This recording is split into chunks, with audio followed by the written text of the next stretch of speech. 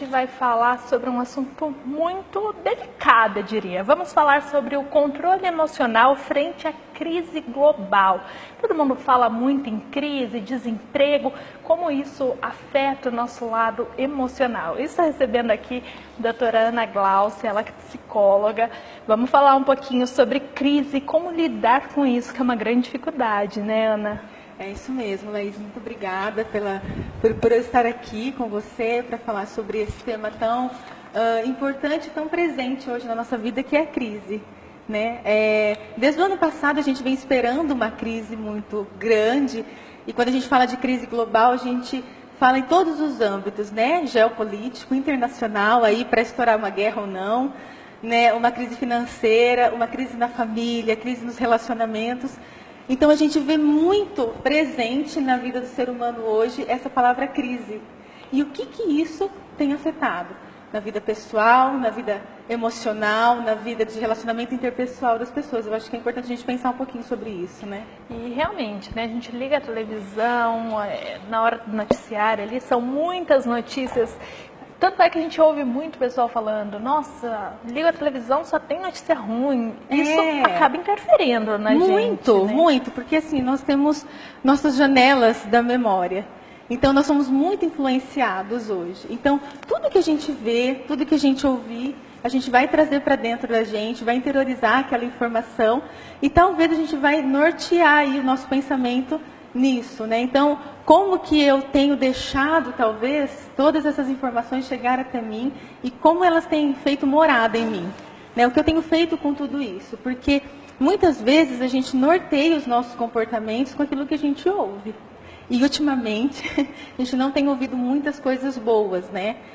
Tem pessoas até que deixam de assistir TV, ou deixam de ouvir rádio, ou ver notícias por conta das notícias ruins que chegam até nós, né? É muito difícil chegar uma notícia boa, né? Verdade. E Ana, quais são os sintomas que uma pessoa que ela está sofrendo com isso, ela está sendo influenciada por essa crise, quais são os sintomas que ela apresenta? Pois é, desmotivação, ansiedade, assim, eu acredito que seja uma das patologias mais presentes nas pessoas que estão envoltas em algum tipo de crise. Um imediatismo muito grande, né? Aquela questão do prazer pelo prazer, ela é muito presente quando a pessoa está em crise, ou então vivendo momentos de crise. Quando a gente fala em crise, a gente fala em crise financeira, a gente fala em crise mesmo política, mas a gente fala em crise dentro da nossa casa, em crise nos relacionamentos interpessoais, relacionamento pai-filho. Então, a gente fala em crise num âmbito muito grande. Então, a pessoa que ela está vivendo um momento de crise, ela começa a mostrar alguns tipos de comportamento. Então, ela pode se isolar, ou ela pode ficar mais irritada, ou ela pode ficar mais superficial. O negativismo, Laís, ele é muito presente numa pessoa que está vivendo um momento de crise, que não tem condições assim de resolver. E interfere muito, né? Seja no ambiente de trabalho, seja no ambiente familiar.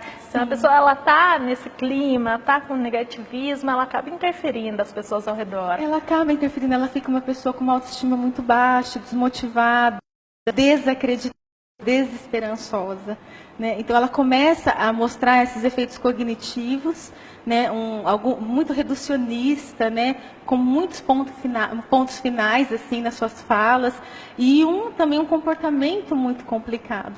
É muito sério quando a gente começa a pensar em crise, porque a OMS ela fala que o suicídio ele está muito presente em pessoas que estão vivendo algum tipo de crise e ele aumenta. O índice de suicídio aumenta muito quando as pessoas elas não conseguem resolver os seus problemas.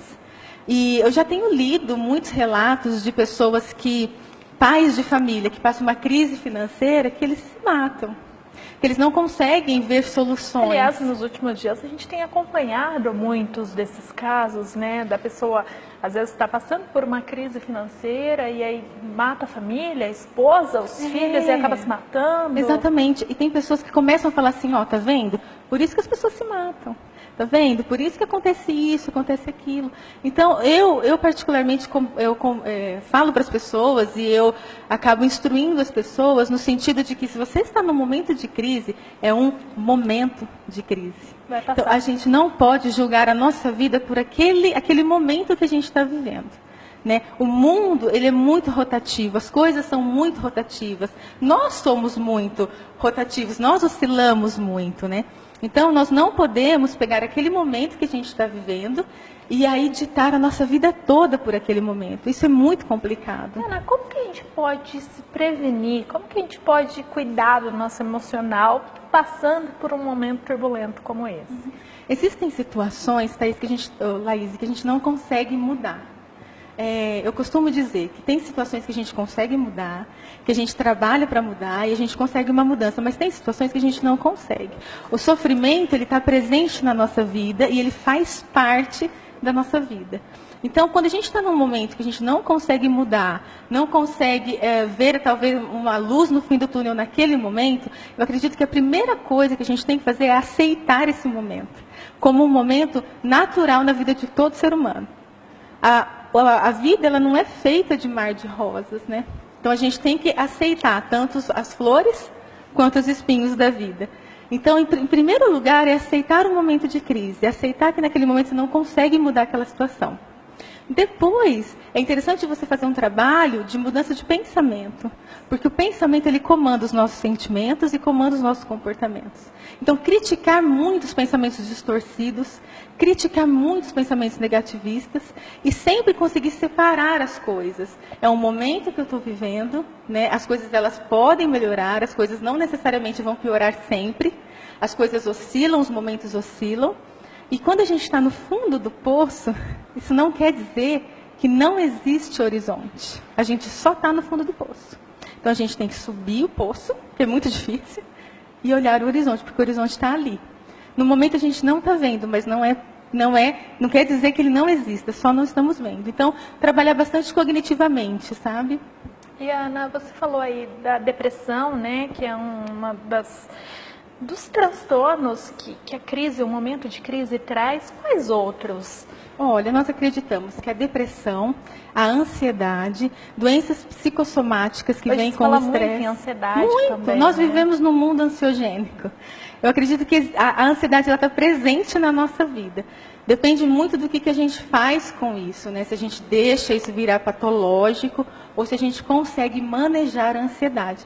Laís, se você abrir uma página da internet hoje, agora, você vai ver uma notícia. Daqui 10 minutos, você já vai ver outra notícia. Então, o mundo, ele é ansiogênico. O mundo, ele é muito rápido. E a ansiedade é o quê? Pensamento rápido. A ansiedade é a gente trazer o amanhã para agora. Então, o mundo está fazendo com que a gente caminhe dessa forma. Então, quando a gente está em crise, imagina a gente sofrendo. O que a gente quer fazer? Passar. A gente quer que essa crise passe logo. Então, eu vou ficar ansiosa. Eu vou ficar desesperado para isso passar. Então, é ter calma. Quando a gente fala em ansiedade, a gente sempre fala para técnicas de respiração, um pensamento mais assertivo, né? Pensar no hoje, não no amanhã, nunca no amanhã. Amanhã não chegou ainda. Então, amanhã ele pode vir muito diferente do que a gente imagina. Então, por que eu vou sofrer por uma coisa que talvez não aconteça? Então, quando a gente está em crise mesmo, que aparece a depressão, a ansiedade, a desesperança, que aparecem outras patologias orgânicas também. Mas o mais que a gente consegue identificar são esses pensamentos distorcidos, reducionistas, pensamentos negativistas, de derrota, sabe? E Ana, como que uma pessoa que está ali ao lado, que está convivendo com uma pessoa que está emocionalmente abalada ali, que ela está percebendo que a pessoa não está enfrentando aquilo como deveria ser, como que ela pode ajudar? Muitas vezes a gente tem a ânsia de ajudar as pessoas tentando resolver os problemas. E às vezes a gente não tem recurso para resolver os problemas. Quando a gente está em sofrimento, o que a gente mais precisa fazer é falar sobre os nossos sentimentos e os nossos sofrimentos. Então, ter uma pessoa, um familiar, um amigo, que consiga te ouvir, que isso é muito difícil hoje, eu acho que seria essencial. Eu não estou pedindo para ninguém dar solução e emprestar dinheiro para ninguém. Eu estou pedindo para te ouvir. Né? Olha, eu preciso falar, eu estou com problema no meu relacionamento, eu estou com crise financeira. Uma pessoa que tem disposição em te ouvir. Em algum momento, se ela conseguir fazer alguma interferência ali, conseguir te ajudar de alguma forma, ok. Mas as pessoas que estão em crise, estão com algum tipo de problema de difícil manejo, elas precisam falar sobre esses problemas. É claro que a gente sempre pede para procurar um profissional, né, da saúde mental, que é um profissional capacitado para ajudar, mas a rede de apoio, que é a nossa rede social, ela é muito importante, porque essa pessoa, ela tende a se isolar. Principalmente se a pessoa não tem dinheiro, né? Hoje o mundo, ele é movido, né, a dinheiro. Então, se você vai sair para conversar com seu amigo, você precisa de dinheiro. Se você vai fazer isso, você precisa de dinheiro. Então, principalmente a pessoa se isola, porque ela não tem grana para sair.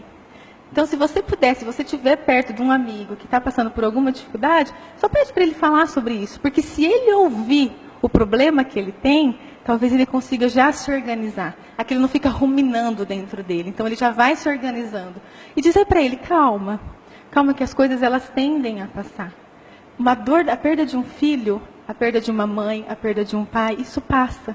Coisas assim tão terríveis e tão para sempre, elas tendem a amenizar. Então, as crises, elas tendem a amenizar, sim. É que nós somos imediatistas, né? Então, a gente quer que resolve agora.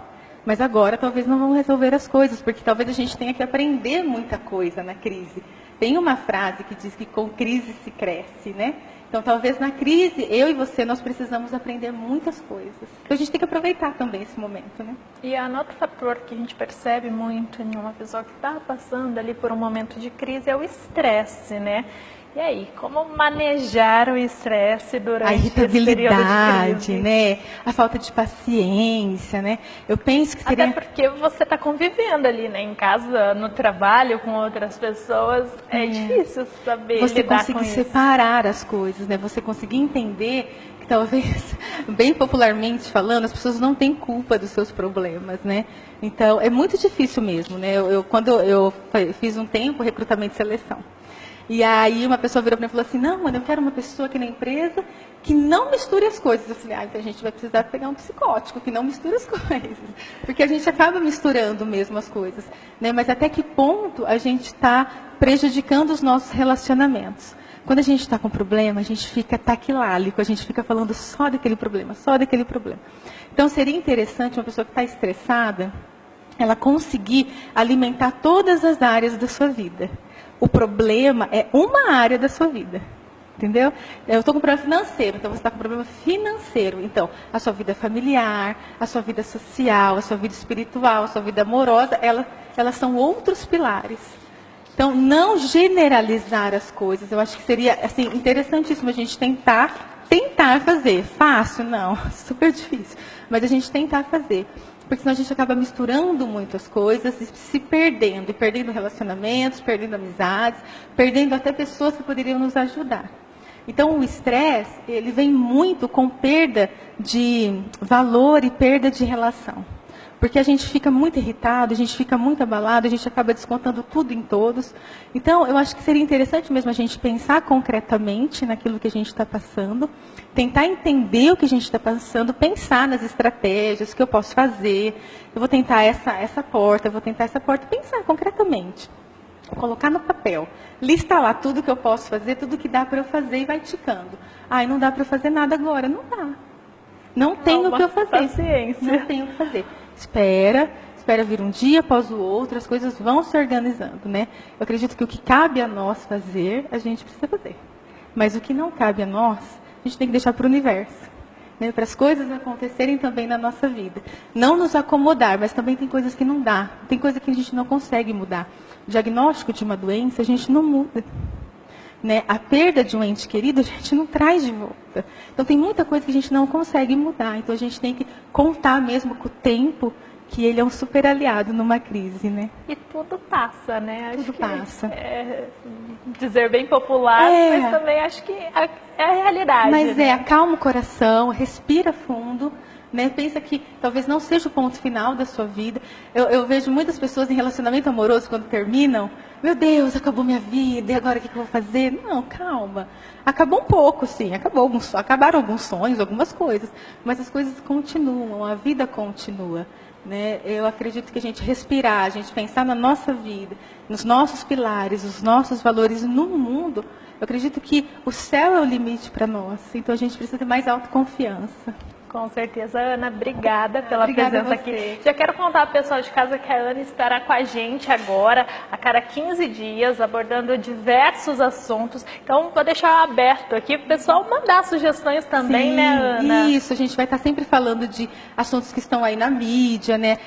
E tudo voltado para comportamento, né? Tudo voltado para relacionamento, comportamento, como a gente se vê nessas situações. Então, eu acho que seria até interessante as pessoas mandarem sugestões, né, de discussão aqui, porque eu penso que é um momento para a gente pensar mais profundamente sobre os nossos comportamentos. Às vezes uma coisinha que a gente ouve diferente, parece que dá um feeling, né? A gente fala, putz, eu acho que eu vou fazer assim.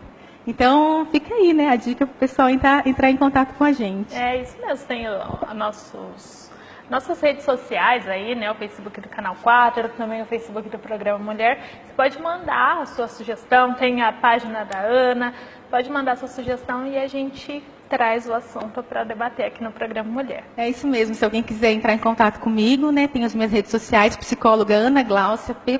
Lima. E podem entrar em contato comigo, eu terei o maior prazer em conversar com vocês. É um prazer te ter aqui com a gente para Obrigada. agora, viu, Ana? Obrigada. Muito obrigada. Obrigada a você. Mulher.